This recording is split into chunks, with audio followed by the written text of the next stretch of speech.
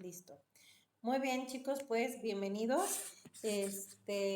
Vamos a continuar como con esta parte de la historia. Ya ven que la semana pasada con sus exposiciones y los carteles que ustedes formaron, pues íbamos viendo, ¿no? Cómo la educación ha ido evolucionando, en qué momentos se ha ido como estancando y así. Entonces vamos a continuar con esta visión de ir viendo cómo ha ido evolucionando la educación. Nos quedamos en el periodo de la independencia, ¿no? Después de la independencia vimos lo que era la prehistoria, cómo desde ese momento pues se empieza a instruir, ¿no? A los niños el papel que llevaban ellos, por ejemplo, ahí no era como tan importante, no se les daba un papel o este punto donde ellos pudieran opinar, decir, que fueran escuchados, ¿no? Como a comparación de hoy en día, ¿no? La actualidad que pues se tiene que contemplar lo que tus alumnos opinen, lo que ellos quieran, lo que ellos vayan necesitando también a través de las clases. Entonces, ya vemos también la evolución al momento de la colonia, donde pues hay mucha diferencia. Desde la prehistoria podemos ver que hay esta diferencia, ¿no? De educación. Si tú vas a hacer esto o te vas a dedicar a tal cosa cuando seas grande, entonces necesitas esta preparación.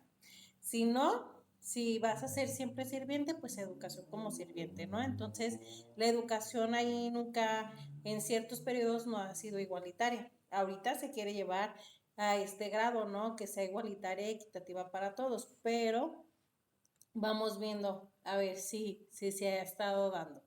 Entonces, bueno, vamos avanzando, nos quedamos en esta parte donde todavía estamos parados antes de la revolución y yo les dejé una tarea respecto a esto, que investigaran cómo era la educación durante el porfiriato. Entonces ahorita vamos a ver cómo era durante el porfiriato, en la revolución y después de.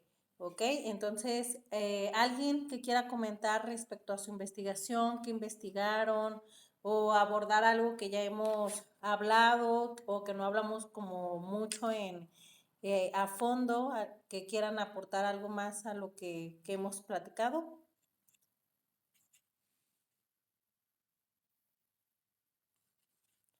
¿Nadie? Todos. Ujú,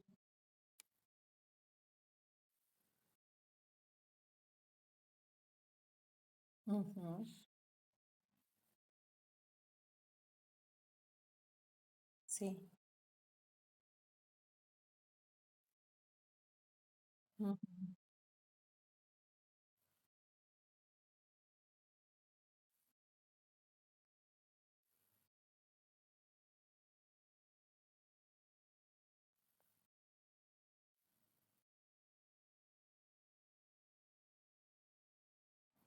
sí,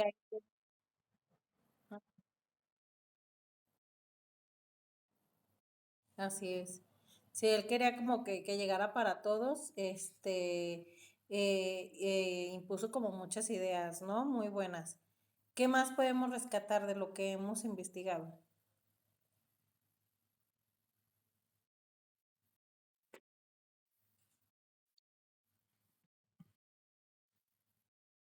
¿Vamos? Ok. Luis, Sara, ¿no? ¿Andan chiviados? Ok.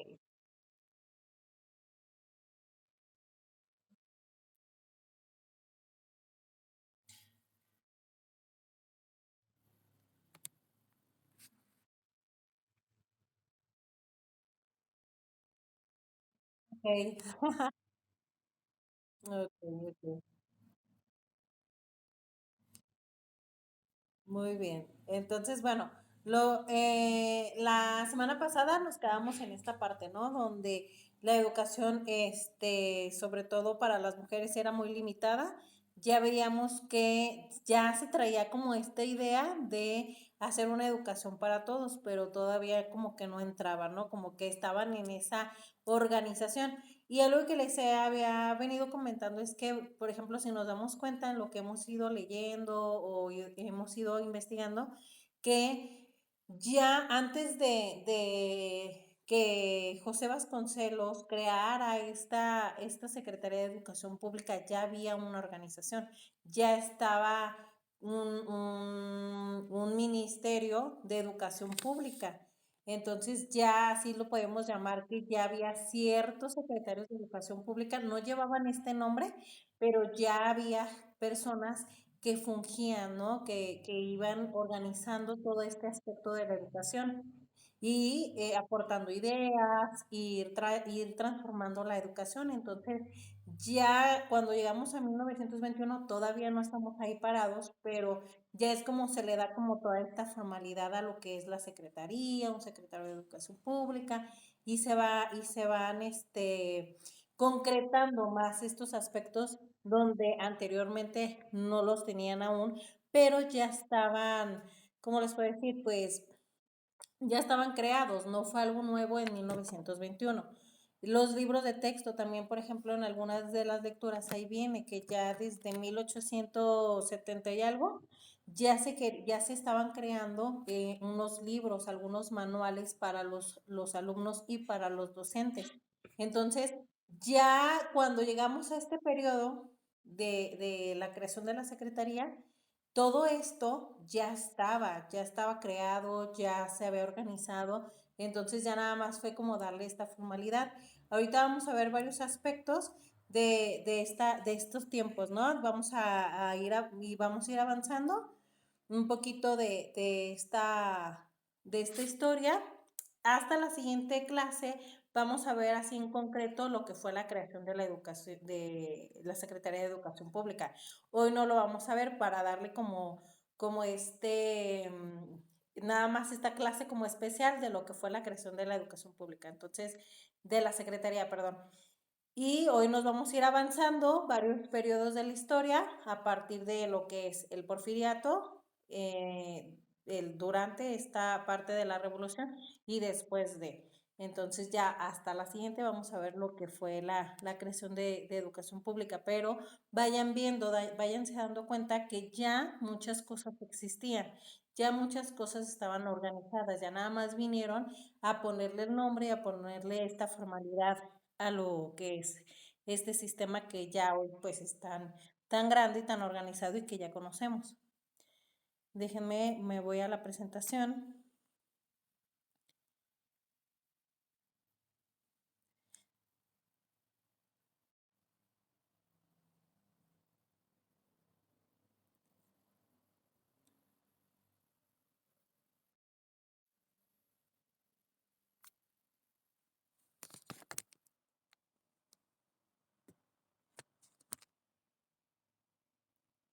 Ahí está. Bien, pues vamos a hablar en la época del porfiriato. Aquí nos habla que estamos en este periodo de 1876 hasta 1911, que es el periodo en el que Porfirio Díaz pues está a cargo de México, ¿no? Como presidente. Aquí durante este periodo podemos ver que pues hay mucha controversia, ¿no? Que sí hizo, que no hizo, que fue injusto, que no fue injusto, pero podemos rescatar que fue en el periodo donde más avance tuvo México, ¿no? Económicamente, culturalmente, y aquí pues conlleva la educación, ¿no? Esta parte educativa que también tuvo una gran evolución. No, Porfirio Díaz estaba como muy pegado a esta idea, ¿no? De la cultura, de que fuéramos más cultos. Si se fijan como en películas de esos tiempos, lo que más hacían las personas era ir a los teatros. Entonces era como lo común en ese tiempo, ¿no? Ir al teatro, era el tiempo de grandes pintores. Entonces aquí vemos que hay esta idea de cultivar, ¿no? De que las personas conozcan más allá de lo que ya tenemos.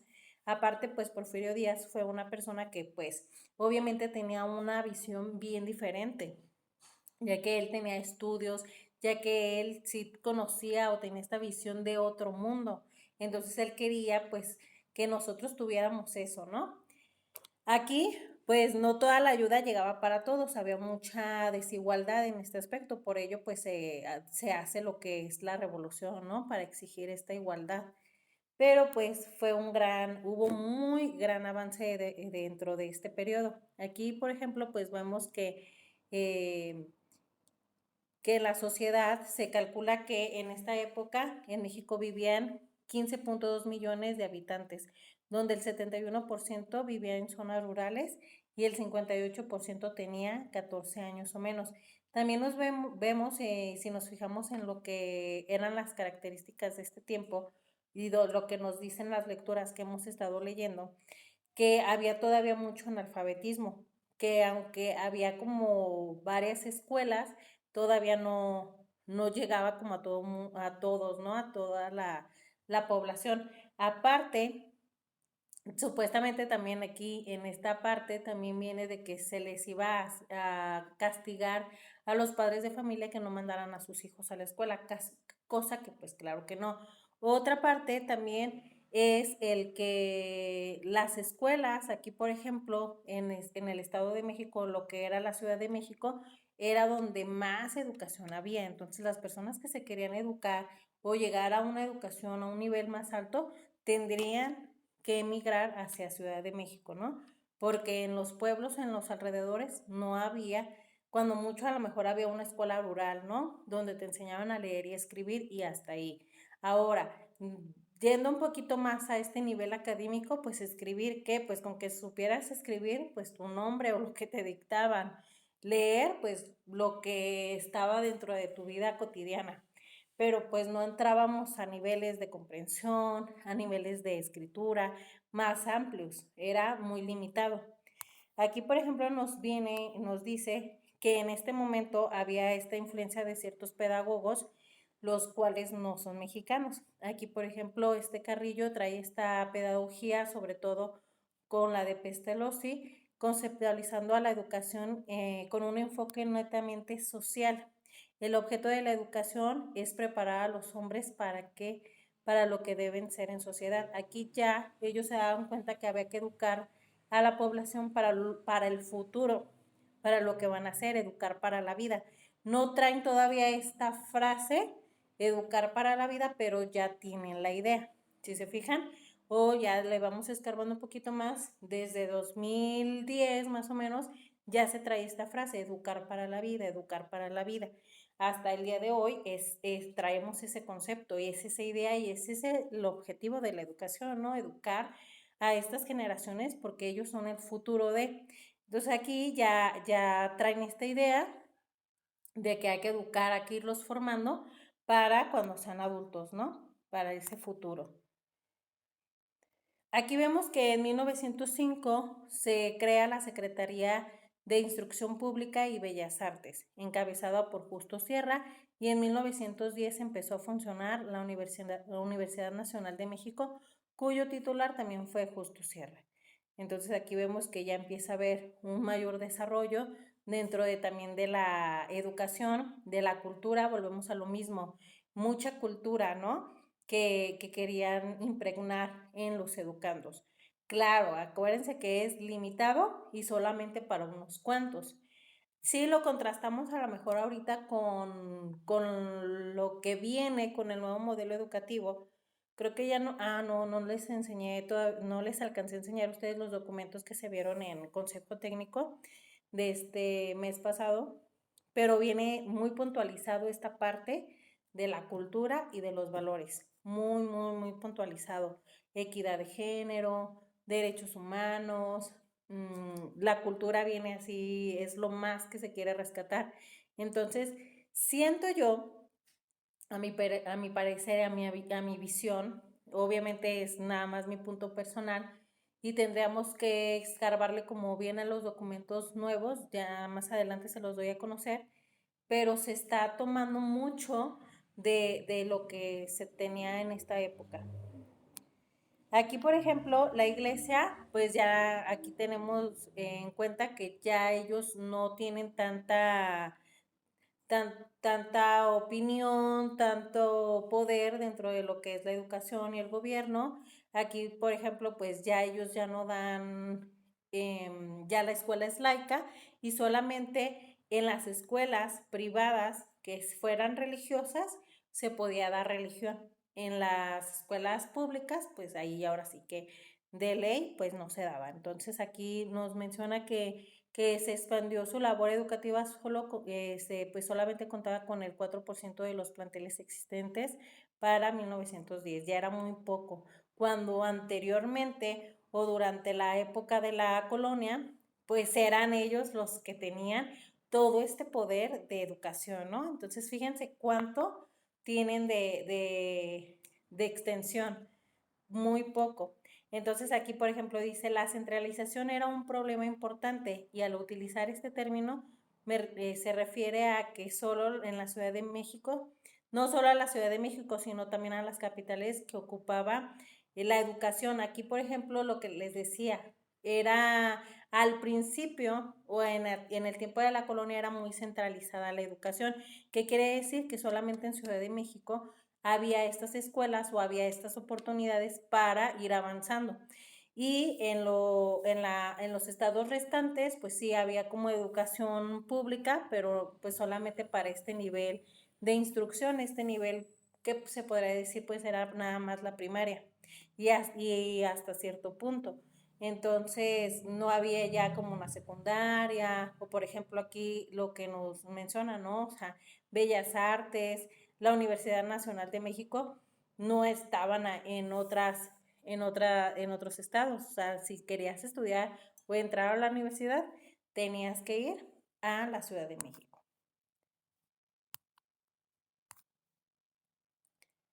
Aquí para este entonces también vemos que ya existe un modelo educativo. Entonces, ya tienen un plan y programa de estudios, ya hay ciertas carreras, ya empieza a modernizarse un poquito más, se podría decir, la educación. Y aquí pues era esta idea, ¿no? De enseñar para la vida, de ir instruyendo al estudiante para la realidad, para esa realidad a la cual se iban a enfrentar en el futuro. Entonces, aquí, por ejemplo, quiere basar la educación por medio de la experimentación y la observación, pero pues también refutando un poquito más a lo que otra vez, ¿no? Volvemos a la cultura, a conocer pintores, a la lectura, a conocer pues un poquito más allá de lo que ya existía en nuestro México. Aquí, pues, algunas ideales se obtuvieron por parte de políticos, periodistas, músicos y científicos.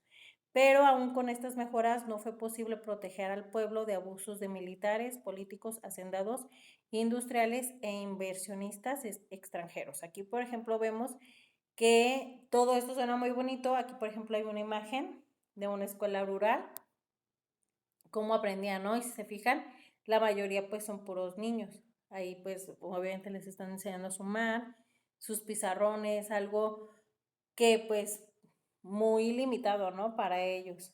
Y pues a veces las familias pues tenían otras necesidades y tenían que dejar de mandar a la escuela a los niños. Entonces hasta donde se quedaba, ¿no? Lo poco o lo mucho que podían aprender. Entonces aquí nos dice sobre un gran avance, pero para cierta parte de la sociedad, no para todos. Entonces, sigue habiendo mucha injusticia para estas personas o para estos grupos ya como más desprotegidos, ¿no? Todavía falta ayudarles un poquito.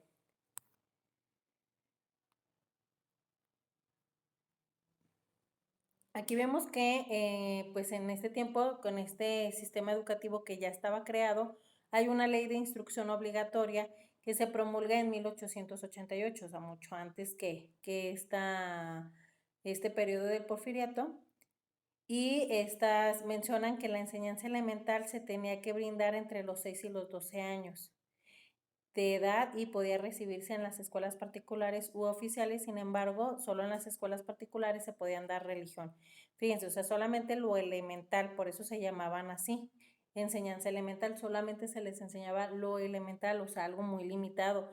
no se les daba como toda la información o todo este conocimiento, era muy básico. Entonces, ya hoy en día, pues vemos que podemos explorar, podemos conocer un poquito más de lo que nos dicen en clase, de lo que leemos, de lo que conocemos en internet, ¿no? Aquí, por ejemplo, nosotros también nos estamos dando cuenta de mucha información que a lo mejor desconocíamos un poco, ¿no? Con el libro, con las lecturas que estamos haciendo, donde contrastamos, donde, por ejemplo, yo les decía, muchos a lo mejor creíamos que después, que cuando se crea la Secretaría de Educación Pública, pues ya es el boom, ¿no? Ahí empieza como toda esta formalización y no, ya existían libros de textos, ya existía esta organización educativa o este sistema, estos planes de estudios, ya existían. No fue nuevo en 1921 cuando se crea la Secretaría de Educación. Entonces, vamos escarbándole y también como yo les digo, a veces pues la información nos dice algo, nos dice cosas muy bonitas, pero si volteamos a ver la realidad, pues era totalmente diferente, es muy diferente a lo que nos cuentan, ¿no? Entonces hay que ir como contrastando un poco todo lo que viene en los libros, lo que, no, lo que conocemos aquí, a lo mejor alguien tiene otro dato o porque su familiar, ¿no? En ese tiempo vivió y te contó, entonces es donde nos podemos ir como documentando un poquito más de qué pasaba realmente. Como les digo, o sea, a veces suena muy bonito, yo por ejemplo veo, o ahora que nos daban a conocer un poquito más de este nuevo modelo educativo, y lo comentaba ayer con una de las compañeras, que lo que quieren traer es mucho de esta época, muchísimo. Lo de arte, lo de la educación basada en proyectos, por ejemplo, el hacer. Se fijan, aquí nos menciona que querían, se basaba este plan de estudios en la experimentación y en la observación, cosa que se quiere volver a hacer ahora con los proyectos transversales que se quieren trabajar durante toda la primaria, pues va a ser algo así, va a ser más experimental el conocimiento. Lejos de ser entre teórico y práctico, se va a hacer más práctico, más experimental para la educación. Entonces, ahí vamos viendo, vamos observando y vamos creando también este criterio, ¿no? Para ir creando una opinión, una idea más completa de lo que es la educación o lo que ha sido y ahorita en qué va a quedar, en qué estamos parados, ¿no? En qué momento. Y bueno, aquí dentro de las mejoras de las sociales y culturales que se impuso en esta Dirección General de Instrucción Pública fue construir museos, uno de arte, un museo de antigüedades, uno de historia nacional, indispensable para que la población conociera los orígenes de la nación, una biblioteca nacional para que la gente tuviera a su alcance la información que deseara. Entonces se basaba mucho en esta parte, si se fijan, esta parte de la cultura, o sea, hay como mucho énfasis en esta partecita y lo que les comentaba al principio, o sea, si nos fijamos, no sé, en películas antiguas o películas de más o menos de esta época, la mayoría de las personas iban a los museos, iban al teatro, o sea, era como lo esencial en ese tiempo, ¿no? Y había mucha gente, muchas personas muy cultas. Yo, por ejemplo, ahorita nos regresamos un poquito.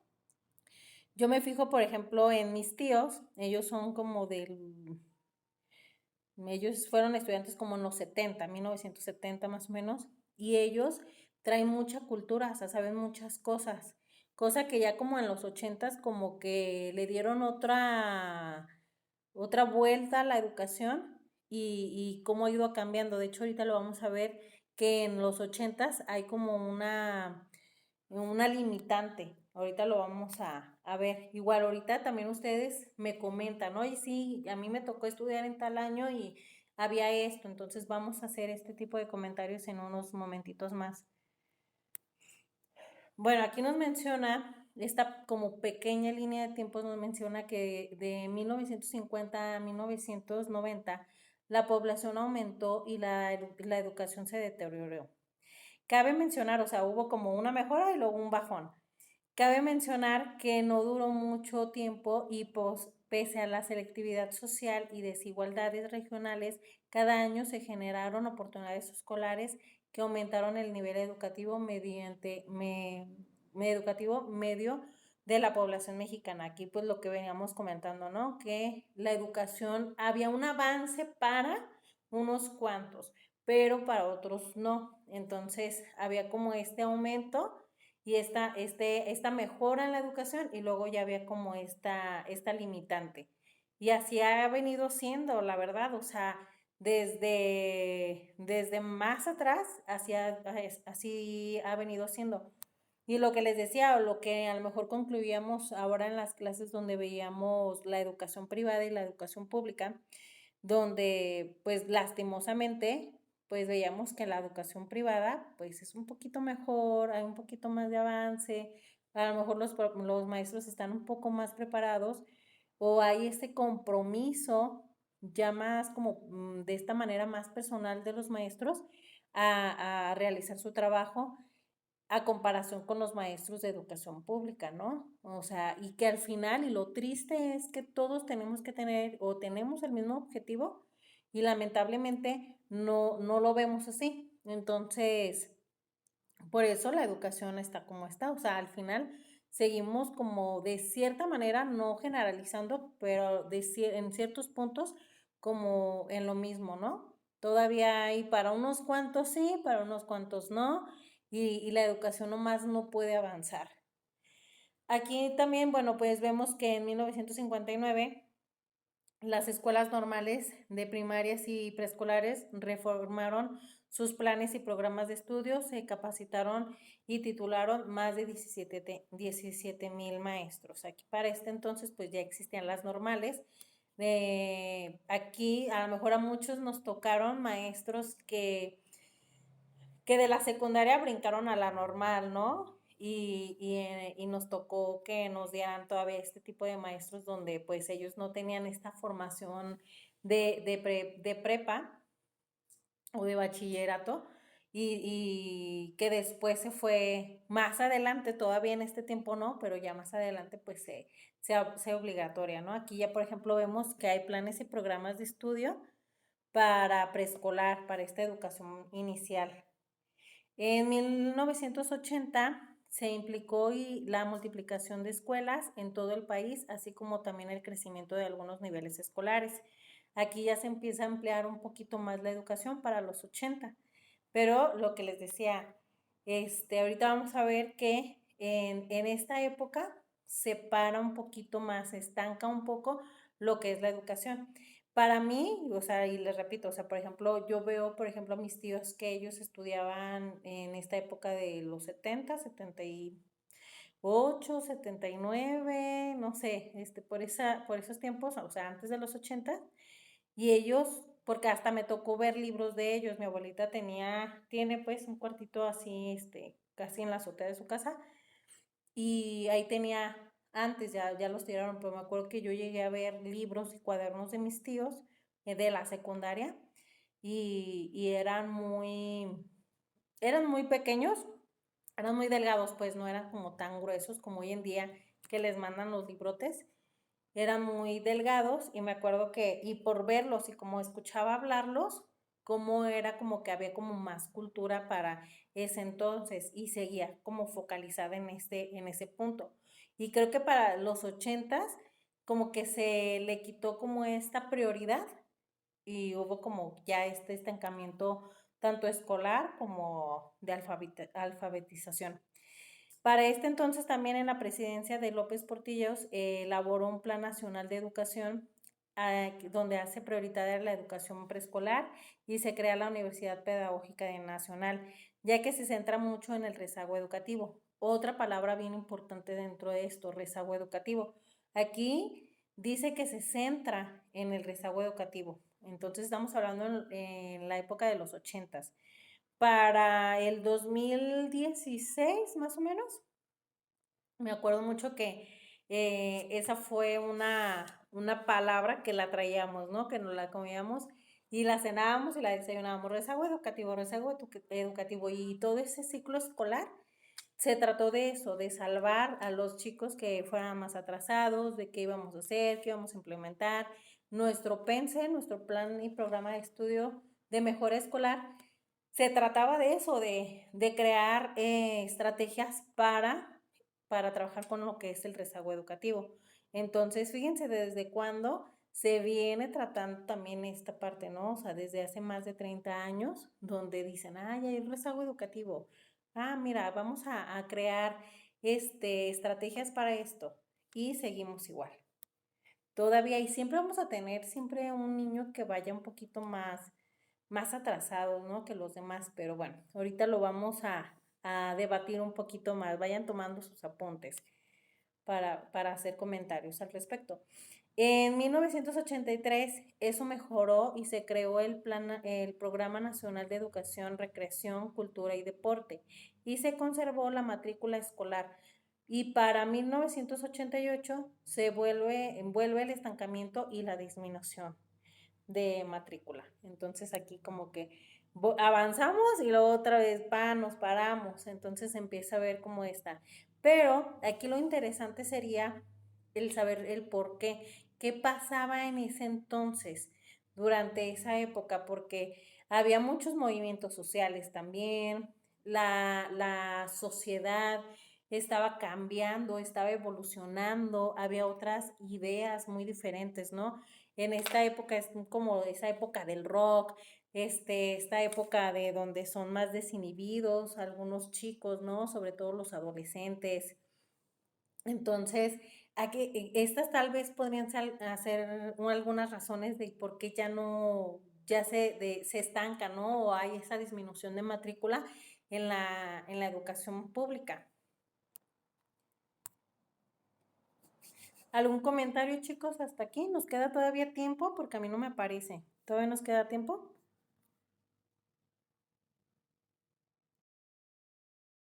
Ah, ok. Ah, ok.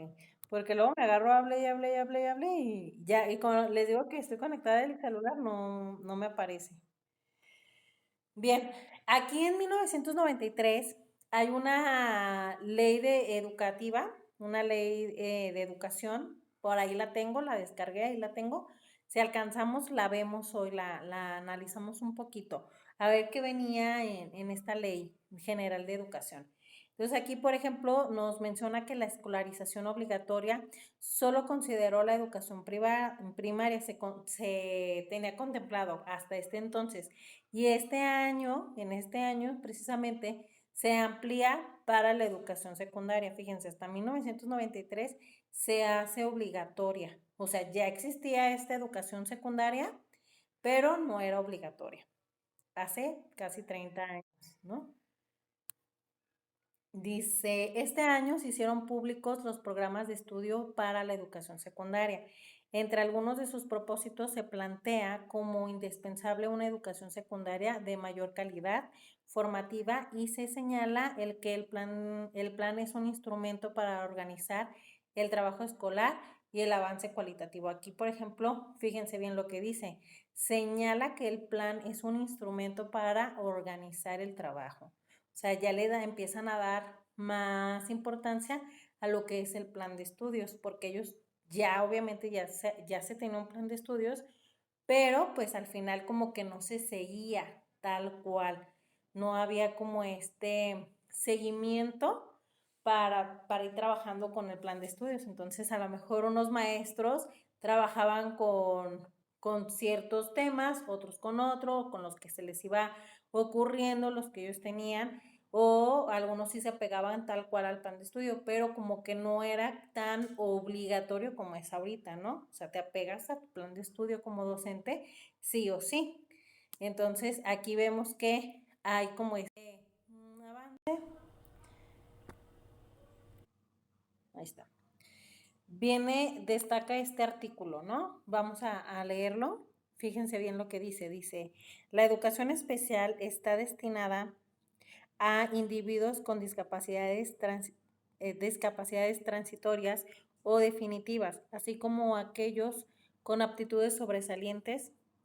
Atenderá a los educandos de manera adecuada a sus propias condiciones con equidad social, que destinada, no, aquí ya se repite un poquito. Entonces, fíjense bien, aquí ya habla de la educación especial, ¿ok? Que se van a tratar con equidad social. Esta, como les decía, esta ley general sale en 1993, o sea, hace casi 30 años.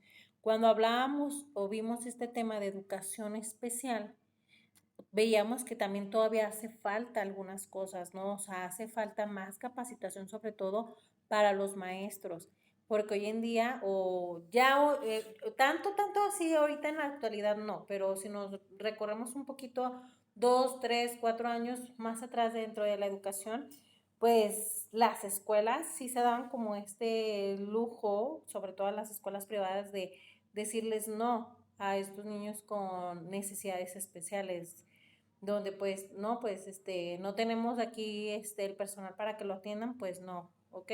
Y tampoco se hacía más para buscar que estas personas se integraran más a la sociedad. Entonces, ya ahorita, hablando ya de este 2022, ya no, tú como escuela pública o escuela privada no puedes decirle no a ningún niño, ¿no? Que tenga necesidades especiales. Tienes que aceptarlo y tienes que brindarle la educación que él merece y tratarlos así, ¿no? Con respeto, con equidad, y irlos formando para la vida. Entonces, aquí, por ejemplo, como veíamos o cuando hablábamos o veíamos este tema, veíamos que, por ejemplo, en las escuelas privadas, pues lo que se hace es implementar esta monitora donde pues está apoyando a los chicos durante sus clases. Y lo que es la educación pública, pues ya tiene su tiempito donde ellos tienen ciertas escuelas donde ya tienen a sus AER, por ejemplo, para atender a los chicos con necesidades especiales. También pues vemos que ya hay más escuelas para chicos con educación especial. Pero pues fíjense, fue hace 30 años, o sea, yo siento que ya en este punto deberíamos de todos los docentes estar como 100% preparados, ¿no?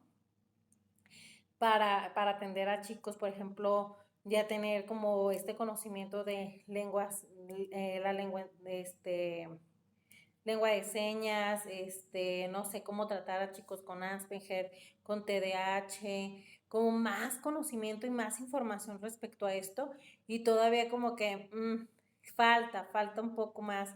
Yo veo todavía, por ejemplo, compañeras que ellas de repente dicen, no, es que yo no me voy a parar por un solo niño, ¿no? Yo no me voy a parar por este niño, que tiene una necesidad especial y que todavía, o sea, que no, o sea, no es opcional, tienes que darle la educación, tienes que sí pararte para este niño, o sea, tienes que brindarle el apoyo. Y todavía yo escucho maestras, compañeras que dicen, no, yo no, yo no, yo no, o sea, de hecho hace poquito pasó en la escuela que había un chico traía 3 diagnósticos, creo que un grado de autismo, TDAH y no me acuerdo cuál era el otro, pero traía ahí varios diagnósticos. Y este niño, pues a su manera y a su ritmo, pues aprendía, ¿no? Hizo primer grado y yo, por ejemplo, veía a la maestra de primero que pues sí se partía en dos, la verdad, o sea, acá les ponía como trabajo a los otros chicos y se sentaba en la mesita de este niño y a trabajar con él. Y así lo tenía y a lo mejor en todo el día podía a lo mejor nada más terminarte una actividad, pero una actividad que el niño pues podía hacerla y podía comprenderla y era un avance para él.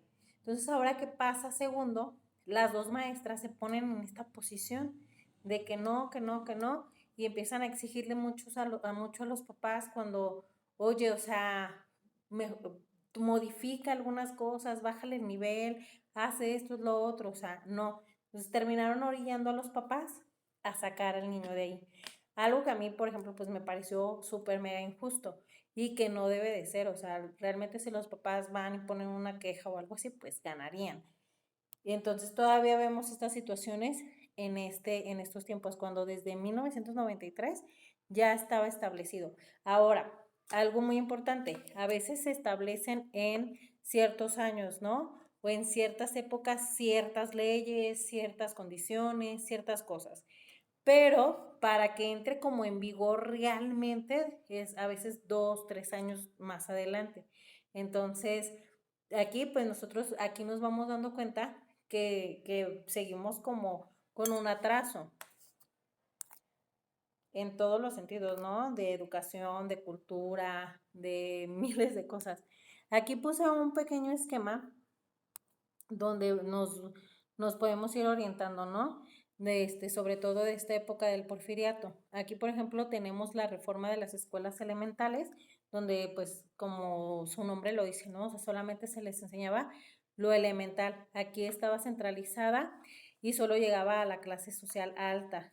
Esto de centralizada, recuerden, es que, pues, la educación en sí y toda esta escuela complementaria nada más estaba en la Ciudad de México. El modelo educativo que se implementó intentaba brindar al estudiante una visión exacta de su realidad basada en la experimentación y la observación y sobre todo en educar para la vida. No utilizan todavía este término, pero era la idea. Y los indígenas eran vistos como obstáculo para que el país progresara. Entonces a ellos no les daban tanta educación, pues ahora sí como que supieran leer y escribir y hasta ahí, hasta donde les convenía. Y si no aprendían, mucho mejor. También vemos que vemos un poquito de lo que es la ley orgánica de instrucción obligatoria. Aquí también esta parte fue la lectura que mandé hace una semana. Aquí nos habla que esta pues tenía como objetivo la unificación educativa nacional, o sea, unificar pues a todos, ¿no? Educarlos, la educación para todos. Y buscaba pues esto, ¿no? Esta educación elemental donde se brindaba de los 6 a los 12 años y podía recibirse en escuelas particulares o oficiales. Entonces esta escuela como esta educación primaria donde era como obligatoria hasta este entonces. También vemos que hay una Dirección General de Instrucción Pública, donde pues impuso mejoras sociales, culturales, hizo que hubiera cierto avance dentro de la educación. Aquí vemos que la iglesia exhortó a la iglesia para que diera clases de moral desde un punto de vista fuera de lo religioso, o sea, como que ya no tanto basándose en Dios y todo, sino que más como en los valores. Y creo que muchas congregaciones se quedaron con esa idea o con esta estructura de moralidad. Por ejemplo, en el colegio donde yo trabajé de religión, a mí me gustaba mucho porque si no eran como, es que Dios te va a castigar y Dios y Dios y Dios. Y por ejemplo, en las clases de catecismo, a veces cerraban con algo de Dios, pero toda la clase de catecismo se tornaba en esto, en los valores, en la honestidad, en el respeto, o sea, y viéndolo de esta parte como moral, no tan religiosa. Entonces, por eso les digo, o sea, algunas congregaciones sí se quedaron como con esta idea, este concepto, esta metodología, otras no tanto, porque pues también platicando con otros compañeros, otras personas que han trabajado en colegios religiosos, dicen, no sé, o sea, yo en mi colegio era así, así, así, así, como muy macheteado todo esto de la religión. Entonces aquí esta era la idea, ¿no? Que a lo mejor hicieran esta participación, pero basándolo en lo moral, sobre todo en estos valores. Y aquí vemos que también la política educativa de Joaquín Baranda consolidó el proyecto nacional, el cual establece la creación de 4 escuelas normales. Aquí es cuando se da esta creación de las normales, donde pues podían brincar, ¿no? De la educación elemental a una normal. Y sobre todo pues las mujeres. Entonces, y era mientras se casaban, ¿no? Mientras no se ocuparan en otras cosas para que fueran maestros. Ya, por ejemplo, aquí se empezó a abrir y ya empezaban a ver también algunos maestros hombres. Y se contribuyó a dar el carácter auténticamente nacional a los programas desarrollados. Entonces aquí ya se veía un poquito más desarrollo de la educación, una visión más amplia de ir educando al pueblo, por así decirlo, ¿no? Pero vemos que A unos sí, a otros no. Y la federalización, esta parte me la pasé, federalización de Baranda, que era uniformar la enseñanza primaria, su programa educativo nacional y la educación laica y gratuita y obligatoria. Esta con la ley orgánica de instrucción. Estas se las mandé, chicos, para la lectura. Esa ley orgánica. ¿Sí la recuerdan? Si no, bueno, otra leidita.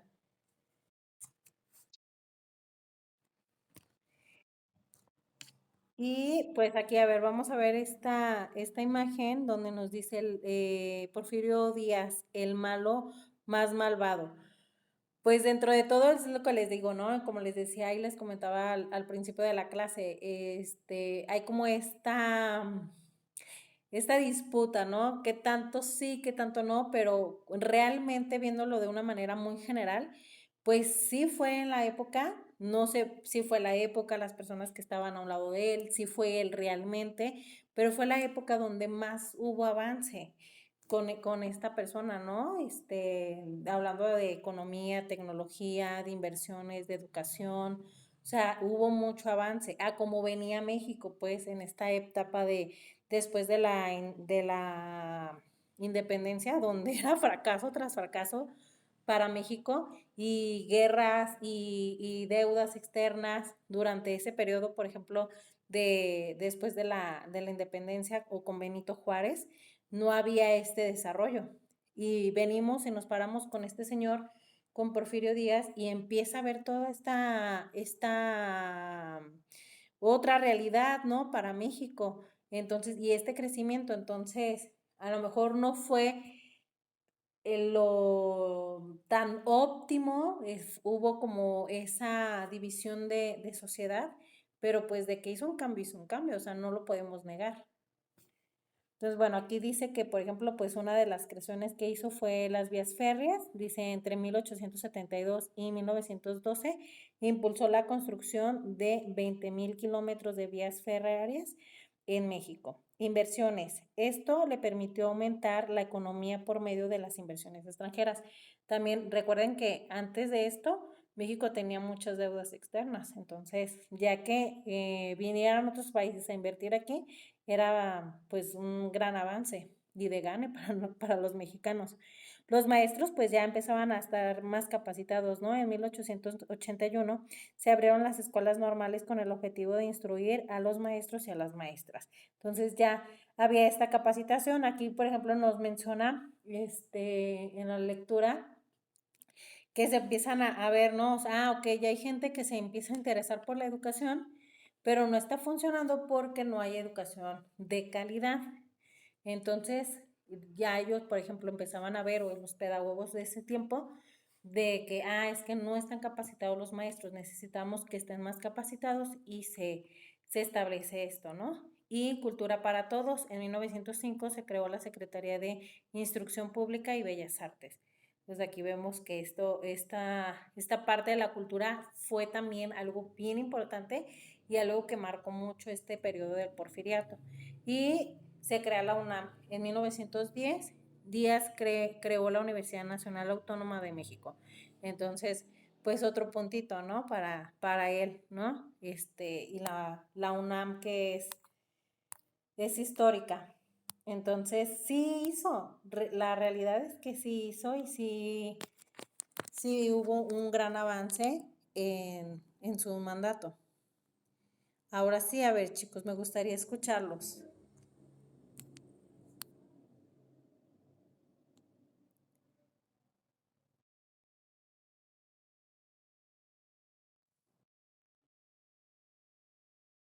Ujú,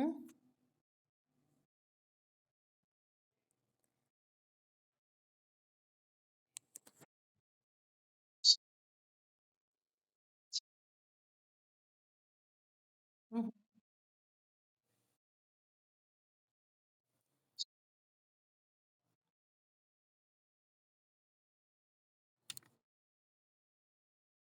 ujú,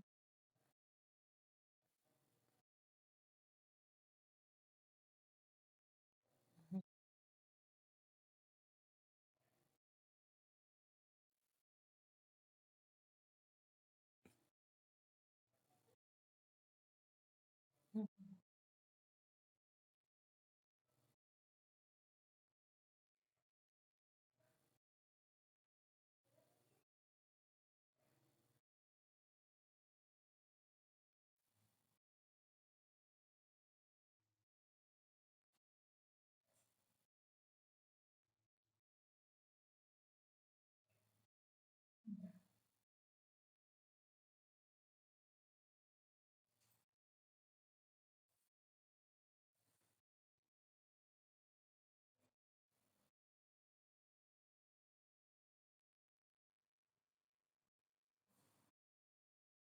Ujú.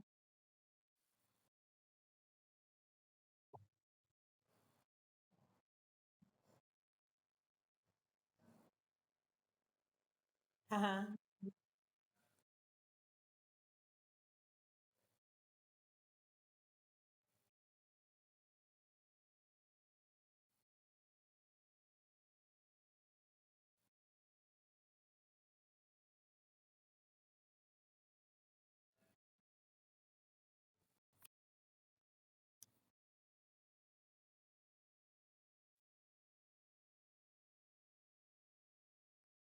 mm,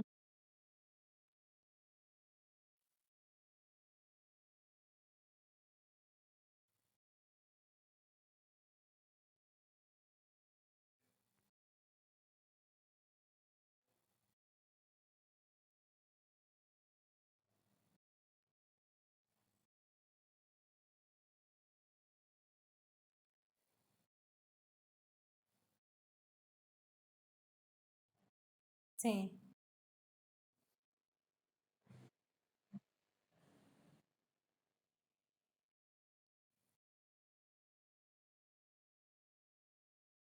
Ujú.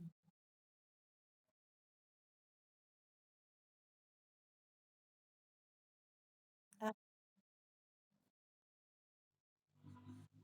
sí, no estaba eso como tan estipulado, ¿no? No había, o sea, tenían como ciertos contenidos, como, ajá, como nada más como temas que a lo mejor tenían que ver, pero pues los que vieran, ¿no? También, o sea, no había como esta organización que ya tenemos, por ejemplo, de tal trimestre a tal trimestre, tales temas y todo como ya más, como todo este vaciado que tenemos de contenidos ya más organizado. En ese entonces pues todavía no lo tenían.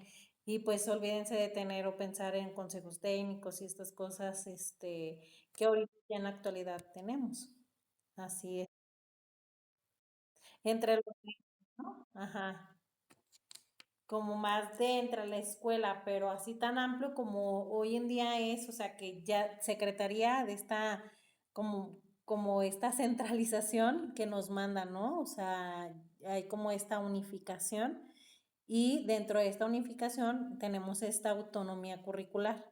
Entonces, todo esto que trabajamos y que vemos hoy en día, pues no existía, pero pues ya ahí iban, ¿no? Iban por ese camino, iban buscando y lamentablemente eso es lo malo, ¿no? Y lo comentábamos ayer también en la clase, que vamos experimentando. Nosotros también como docentes vamos aprendiendo en el camino con los chicos y lo malo es eso, o sea, que son alumnos, que son vidas, que a veces hay generaciones que se echan por la borda porque pues hay cambios, porque el maestro, no sé, en ese periodo a lo mejor hacía la transición, a mí me tocó por ejemplo en quinto grado, en cuarto, que en ese tiempo la maestra estaba haciendo como una transición de, no sé si para dirección, algo administrativo, algo así. Entonces siempre todo el tiempo ella salía de clases, entonces llegaba, nos ponía actividad y se iba. Me acuerdo mucho que pues mucho tiempo estuvimos solos o nos iban y nos quedaban las chicas de sexto, como echarnos un ojo, pero fueron pocas las clases, realmente clases, o sea, que la maestra se parara, nos explicara, nos dijera, nos fuera dirigiendo en la actividad, fueron pocas, o sea, realmente todo el ciclo escolar de cuarto grado, pues no lo aventábamos solos. Entonces, sucede esto, ¿no? Que los maestros, de repente tienen otras prioridades y abandonan a sus grupos. Entonces, a veces hay generaciones que se pierden o hay ciclos escolares que son perdidos, que sí se puede rescatar en otros ciclos escolares, claro, pero ya ahorita hay como esa organización para no dejar tanto a los grupos en ese sentido, o como se hacía antes, por ejemplo, para subir las calificaciones, también era como, o sea, tenías a tu grupo y ahí tenías que subir calificaciones. Entonces, o sea, es dar clases o cuidar a los chicos o ponerte a hacer esta parte administrativa.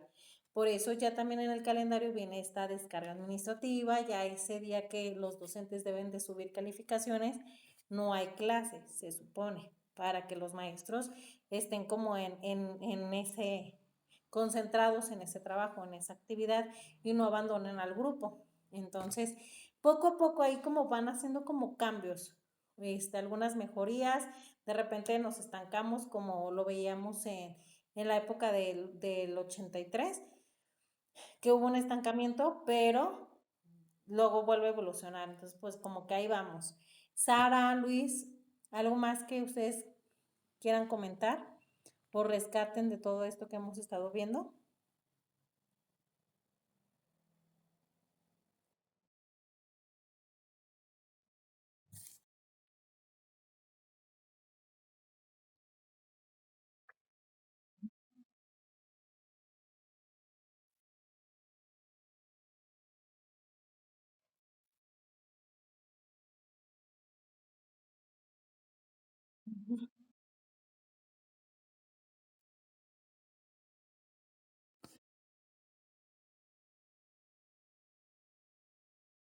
Ujú.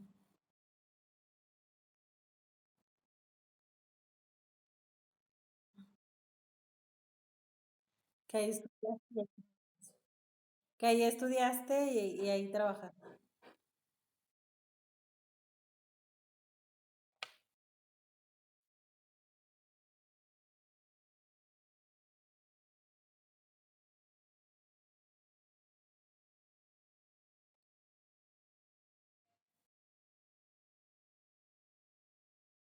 Ujú.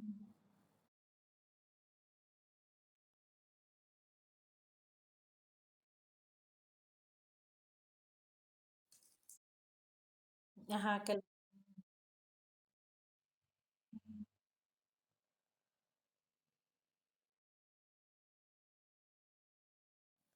ok.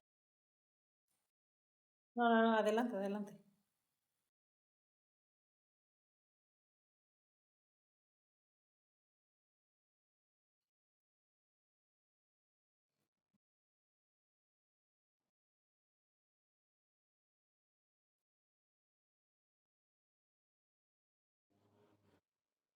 Ujú.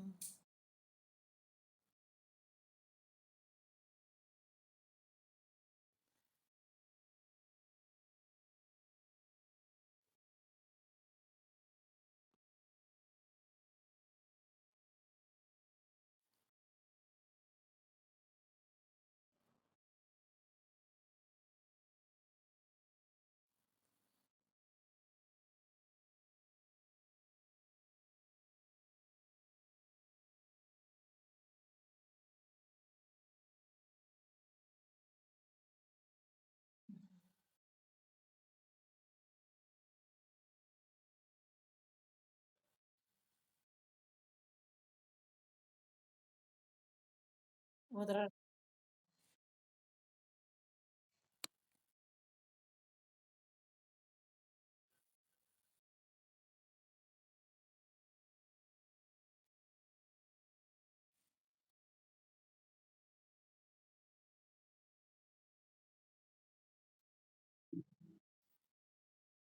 Ujú.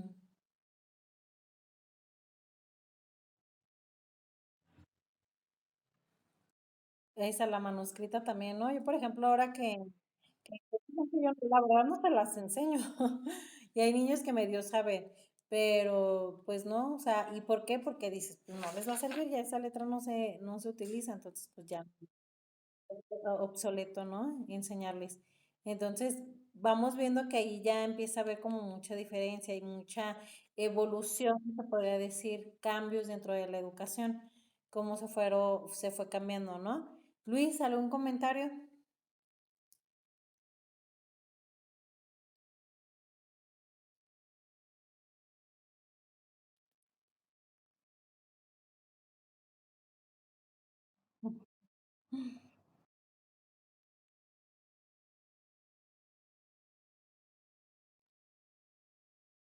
Ujú.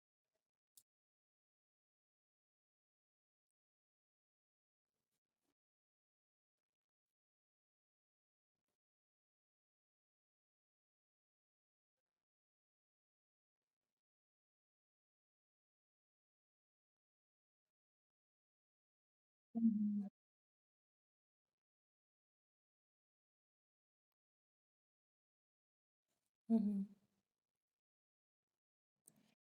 Sí, pues normalmente en la primaria es cuando se aprende como toda esta parte, yo creo que es lo esencial de toda la educación, es en la primaria, siempre, o sea, desde escribir, niveles de comprensión, conocimiento del cuerpo humano, del universo, o sea, todo, todo, todo. Lo esencial es en la primaria. Entonces, si no haces una buena primaria o los contenidos que te den tus maestros no los hacen bien, creo que ya más adelante es como más difícil, ¿no? Aprender más cosas. Entonces, la primaria yo siento que es de lo más importante en lo que es la educación. Claro, todos los niveles tienen su nivel de importancia, pero en primaria se adquiere todo, mucho conocimiento, la verdad.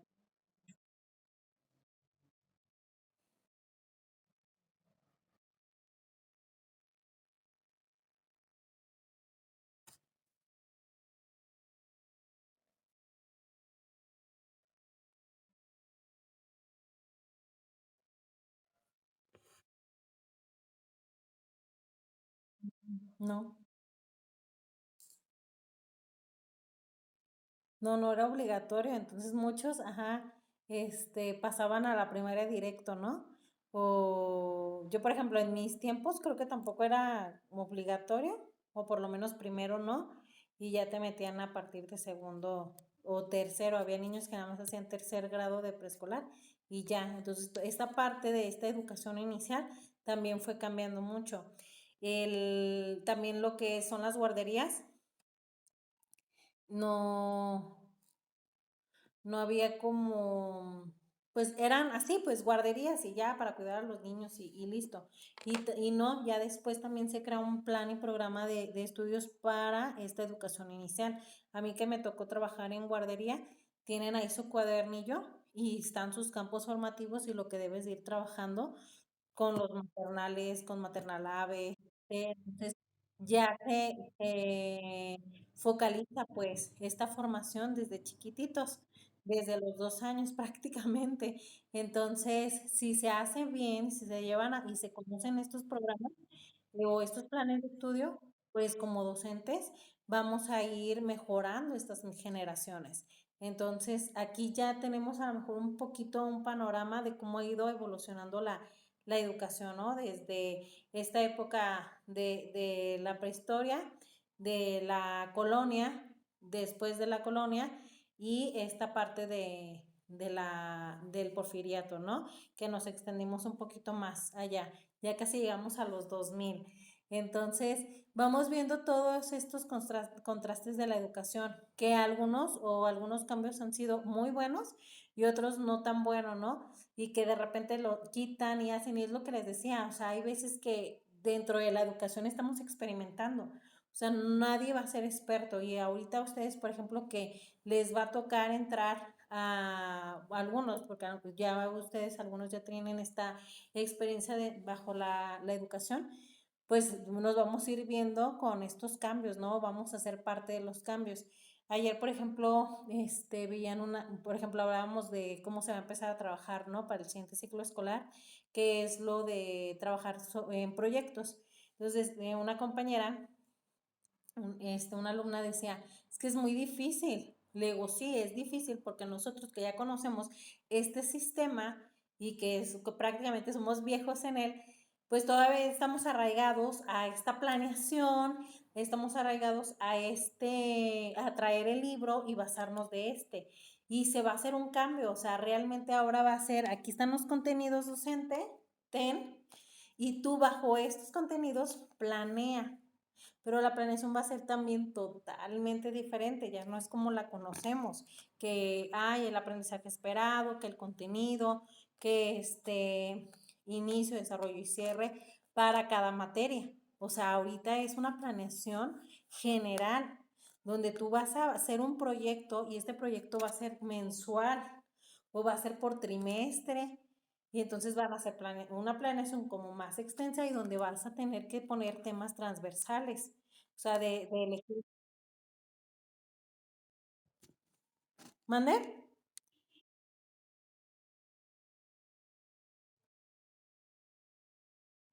Pues ahorita, por ejemplo, ahorita que no se está trabajando tal cual, al parecer tú los vas a desarrollar como docente, tú los vas a desarrollar para el siguiente ciclo escolar. Ahorita en Recrea, si ustedes se meten a lo que es Recrea, ahí van a encontrar algunos proyectos transversales. Ahorita como docentes tenemos ese recurso donde los podemos descargar y ya de ahí nos podemos ir basando. Yo les recomiendo que hagan eso, que ahorita, por ejemplo, si ya tienen alguna experiencia o trabajan con grupo o aunque no trabajen, vayan actualizándose en esta parte de irse metiendo, ir conociendo un poquito más de lo que son los proyectos integradores.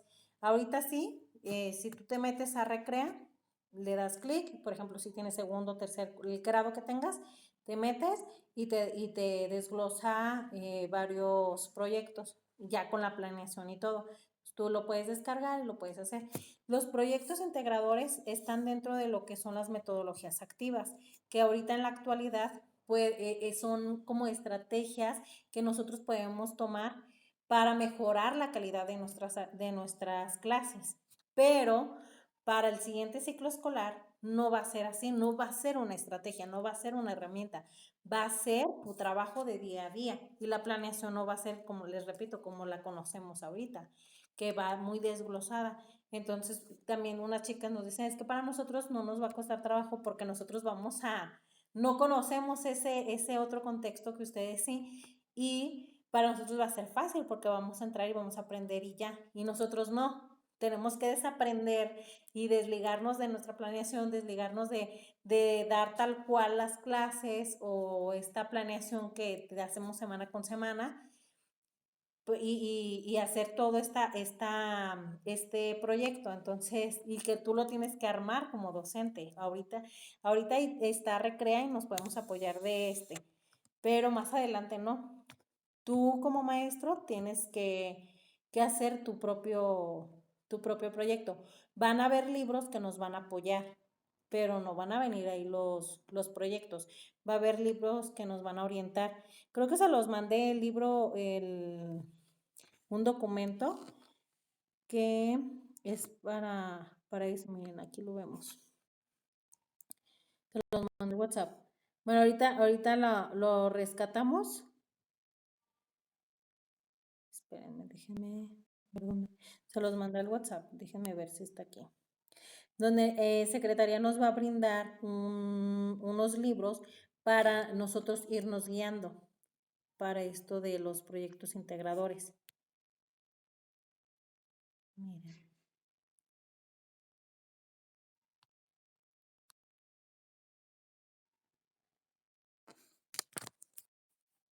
Aquí está, sí, de hecho fue el último que les envié.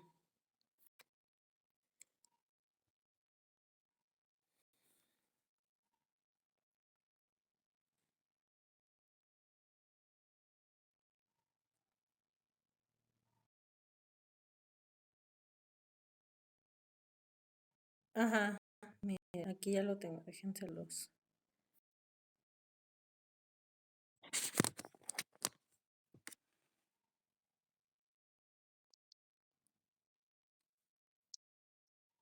Es este. Aquí, por ejemplo, este documento nos habla de los libros que van a tener los chicos y también nosotros como docentes.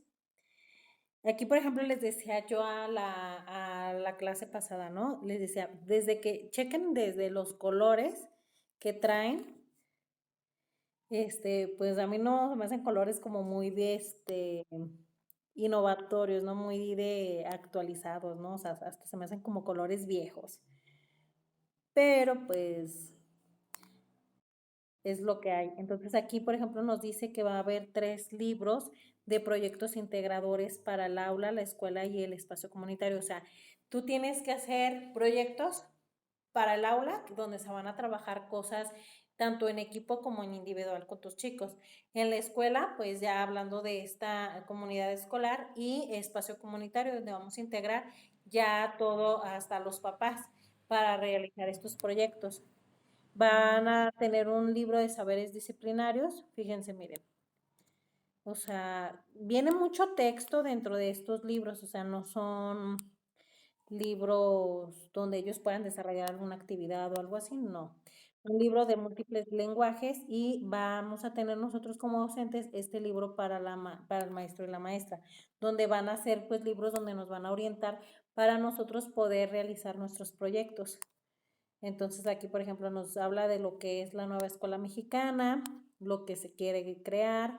Este es un libro de escenarios de aula para pues trabajar ciertos contenidos y campos y desde aquí también empezar a crear nuestros propios proyectos. Nos habla de cómo es cada uno de estos libros y las metodologías que se van a ir trabajando con los libros gratuitos, pero todos son basados en proyectos. Y el libro para los maestros y las maestras, fíjate, dice, propósito del libro es ofrecer un pretexto para el codiseño. O sea, que tú, ahí te van a dar como ideas, pero totalmente tú tienes que diseñar tu clase y todo tu contenido. O sea, ya no es como ahorita que a lo mejor está parcializado. Puede ser que nada más te dé los contenidos. O sea, es que hay muchas cosas que no nos han explicado todavía, pero puede ser que si nada más te den tus contenidos y tú los parcialices o tú los... Sí, depende de cómo vayas a ir haciendo tus proyectos, pues vayas tomando ciertos contenidos. Propone la ecología de saberes como una mirada crítica, propone un trabajo colegiado. ¿Esto qué quiere decir? Pues que te orientes o que te apoyes con otros docentes. Propone, establece vínculos pedagógicos en los tres escenarios, que es el aula, comunitario y escolar, en la escuela. Ofrece recomendaciones de materiales, consulta bibliográfica.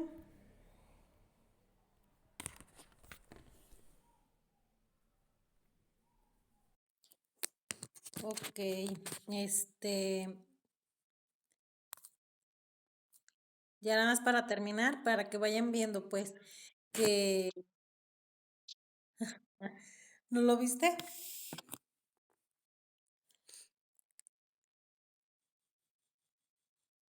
¿Dónde está? Aquí está el documento. Y a ver, bueno, este libro va a ser orientador. Miren, aquí está. También quería que viéramos esta, pero ya igual se las mando, que es la ley general de la que se hablaba en las diapositivas, es la de 1993. Tenemos que analizar varias leyes de educación, que tenemos por ahí, sobre todo la vigente, que es la más importante, donde nos habla ya de esto mismo, de lo que es la escuela mexicana que pues realmente, o sea, es importante sí conocer la historia y esta evolución que ha tenido la educación, pero sobre todo ahorita de lo que nos debemos de empapar es de la actualidad, ¿no? O sea, sobre todo, ¿qué está pasando hoy? ¿Qué viene para esta educación? Entonces, aquí, por ejemplo, este libro que vamos a tener nosotros como docentes, cosa que ahorita no tenemos, o sea, ¿se fijan? Ahorita nosotros, ¿qué tenemos de recursos? Pues nada más nuestro plan y programa de estudios, que es nuestro, este, ay, ¿cómo se llama? Este libro, ay, se me fue, de aprendizajes claves. El de aprendizajes claves y donde vienen los contenidos y listo. O sea, realmente lo demás nosotros lo sacamos, ¿no? Junto con los libros que los niños trabajen. Pero ahorita vamos a tener nosotros un libro para orientarnos, entonces pues vamos viendo qué tal nos favorece. Entonces, bueno, pues esta es una diapositiva donde nos habla pues de todos estos cambios que va a haber dentro de la educación, desde los libros. Sí, sí, sí te escuchamos.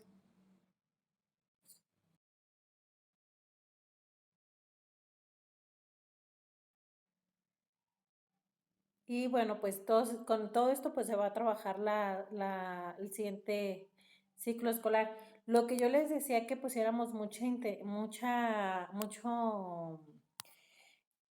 interés aquí es que los libros van a contar con estos criterios. Creo que se los mencioné la semana pasada, donde nos dice que se van a centrar mucho en lo que es la perspectiva y equidad de género, el equilibrio entre autores mexicanos y extranjeros, que por ejemplo el libro nos menciona algunos pedagogos mexicanos, lenguas originarias Historia, arte y cultura. Esta parte también es bien importante, donde si ustedes se fijaron ahorita que hablábamos de toda esta educación del porfiriato, se basaba mucho en esto, ¿no?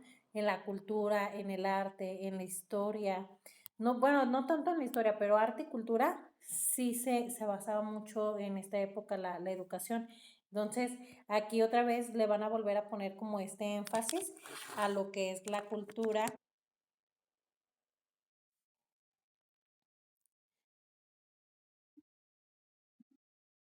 Sí, estoy hablando, estaba hablando. Sí, Javi, ay, Dios mío. Ay, no, les digo, es que con el celular no veo si está apagado, si está prendido, sin nada. Bueno, les decía que este documento, chéquenlo con calma para que vean de qué se va a tratar los libros. Les decía que es importante pues de que conozcamos la historia, ¿no? Se supone que es pues parte de nuestra identidad, pero pues ahorita también hay que empezar a empaparnos mucho de lo que viene, cómo se va a trabajar el siguiente plan de programa de estudios del 2022 y algo donde les decía que tuviéramos o pusiéramos mucho énfasis era esta parte donde los libros, fíjate bien, creo que se los mencioné la semana pasada, donde los libros van a contar con esta parte que dice perspectiva de género, equilibrio entre autores mexicanos y extranjeros, lenguas originarias y lo que veíamos ahorita, chicos, que se va a basar mucho con historia, arte y cultura. Si se fijan en la época del porfiriato, sobre todo se basaba en esto, ¿no? En el arte y la cultura. Entonces otra vez le van a empezar a dar énfasis a esta parte. Y era, por ejemplo, cosas que comentábamos ayer con los otros chicos, donde muchas cosas de esta etapa del porfiriato se empiezan otra vez como a implementar algunas cosas, no todo. Entonces todo lo que vemos, muchas cosas pues ya están creadas, no son tan innovatorias. Entonces vamos viendo pues cómo sigue avanzando esta educación, vayan ustedes creando estos apuntes, estas conclusiones y estas opiniones personales. Recuerden que para el tercer parcial, ustedes van a tener que elaborar un ensayo respecto a todo esto que hemos estado viendo. Entonces, vayan documentándose porque el ensayo tiene que ser un muy buen ensayo, ¿ok? No, igual, más adelante les pongo las características para que vayan trabajándolo y no agarrárselos de ahí de sorpresa. Para la evaluación de la siguiente semana, mañana, más tardar el martes en la mañana, me pongo en contacto con ustedes para darles a conocer